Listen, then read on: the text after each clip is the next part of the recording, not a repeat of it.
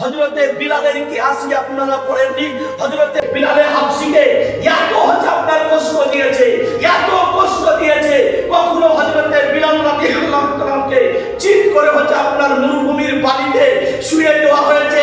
শুয়ানোর পরে হযরতে বিলাল রাদিয়াল্লাহু তাআলা বুকে আপনার পাথর চেপে দেওয়া হয়েছে। আর আপনার কাফের মুশরিক ইহুদি নাসারা বলেছিল যে কি কালেমা যতক্ষণ পর্যন্ত না ছাড়বি বিলাল, ততক্ষণ পর্যন্ত তোকে এরকম শাস্তি দেওয়া হবে। আমার বিলাল রাদিয়াল্লাহু তাআলা কি বলেছিলেন?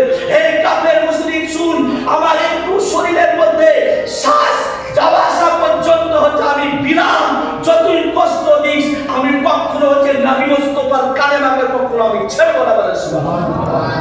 এর নাম আপনার বিলাল।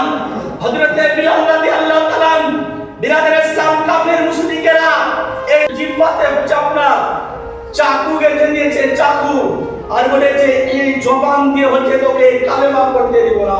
হযরতে বিলাল রাদিয়াল্লাহু তাআলাকে আরো কষ্ট দেওয়া হয়েছে। কি?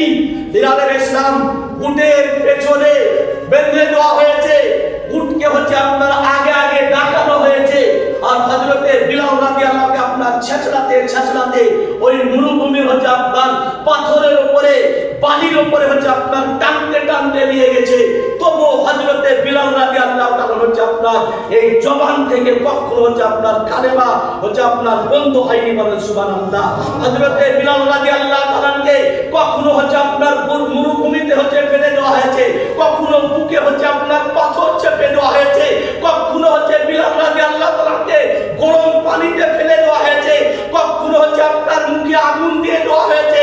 তবু আমার বিলাল রাদিয়াল্লাহু তাআলা নবী মুস্তাফার কালেমার মধ্যে এত ভালোবাসা ছিল, এত আপনার তার মহব্বত ছিল। বিরাদার হযরতে বিলাল রাদিয়াল্লাহু তাআলা আপনার ওই কালেমাকে আপনার কখনো ছেড়েনি। আমরা বিরাদার সেই নবী আপনার উম্মত ছিলেন হযরতে বিলাল রাদিয়াল্লাহু তাআলা, সেই নবীর আমরা উম্মত। নাকি বলছেন? সেই নবীর আমরা উম্মত।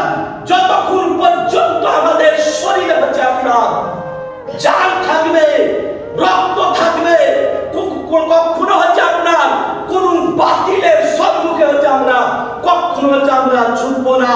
বিরাদার কখনো আমরা ঝুঁকব না।